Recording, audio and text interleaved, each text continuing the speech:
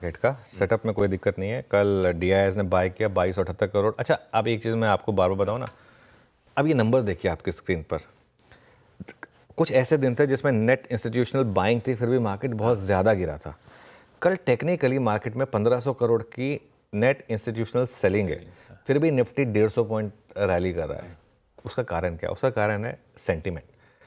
लेकिन मार्केट का सेंटीमेंट खराब होना, ये मैं कहूँगा कई बार ऐसा भी हो सकता है आपको डीआईएस एफआईएस दोनों सेल कर दे फिर भी मार्केट बढ़ जाए। ये सेंटीमेंट की बात है। मार्केट में अगर सेंटीमेंट अच्छा हो तो चाहे एफआईएस सेल करे, डीआईएस सेल करे, फिर भी मार्केट चलेगा, क्योंकि रिटेल का पैसा बहुत है मार्केट में, डोमेस्टिक जो एचएनआई है उसका पैसा बहुत है मार्केट में। तो ये आपके लिए इंटरेस्टिंग चीज़ है। लेकिन इसमें एक और इंटरेस्टिंग चीज़ छुपी है। आप एफआईएस के ग्रॉस नंबर्स देखेंगे ना, 9000 करोड़ की बाइंग और 13000 करोड़ की ग्रॉस सेलिंग। एक समय हमने 15000 करोड़ की नेट सेलिंग भी देखी थी, कल 13000 करोड़ की ग्रॉस सेलिंग है। मतलब एफआईएस भी अब जिसे कहते हैं ना, कितना बेचोगे भाई आप, बियॉन्ड अ पॉइंट बचा ही नहीं कुछ बेचने के लिए, इतना बेच चुके हैं एफआईएस। खैर एनीवे, इंडेक्स फ्यूचर्स में कल बहुत टाइम के बाद बाइंग आई है, करीब 159 करोड़ की बाइंग आई है इंडेक्स फ्यूचर्स में। हालांकि स्टॉक फ्यूचर्स में भी सेलिंग है, लेकिन देखिए ये नंबर्स भी कहाँ हम हज़ारों करोड़ में बात करते थे, अब 150-200 करोड़ पर आ गए हैं, तो ये भी अपने आप में एक पॉजिटिव है। और with in index futures actually bank Nifty में तो कल बड़ी बाइंग हुई है। कल बैंक निफ्टी में 800 करोड़ की बाइंग हुई है, निफ्टी में भले ही 600 करोड़ की सेलिंग हुई।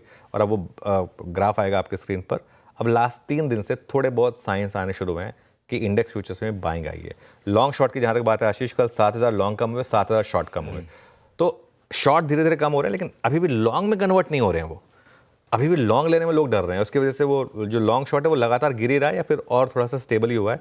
और परसेंटेज टर्म्स में भी अगर आप देखेंगे तो 35% अब हम नेट लॉन्ग पोजीशन पर हैं। नेट और जो नंबर ऑफ शॉर्ट्स है सिस्टम में, अब वो करीब करीब 1.5 लाख पर है। इंडिया विक्स भी ठीक ठाक है, 13 पर है, और वहाँ भी कोई बहुत ज़्यादा आपको साइन नहीं है ख़राब इंडिया विक्स में। और पुटकॉल रेशो भी करीब करीब 0.90 पर है। अभी भी पुटकॉल रेशो 1 के नीचे। देखिए ये कोई नॉर्मल दिन होता तो इतनी बड़ी रैली पर पुटकॉल रेशो 0.84 से 1.3 पर पहुंच जाता, लेकिन अभी भी लोगों को थोड़ा सा डर लग रहा है पुट बेचने में, खासतौर से ओवरनाइट में। इसके लिए पुटकॉल रेशो नहीं बढ़ रहा है, इसके लिए पुटकॉल रेशो अभी भी 0.90 पर है। हाँ, बैन में वापस 3 स्टॉक ऐड हो गए, IEX, नैल्को, टाटा केमिकल्स, जो हमने कल क्लोजिंग के शो में मेंशन भी करा था कि ये 3 स्टॉक्स बैन में जाने के लिए तैयार हैं।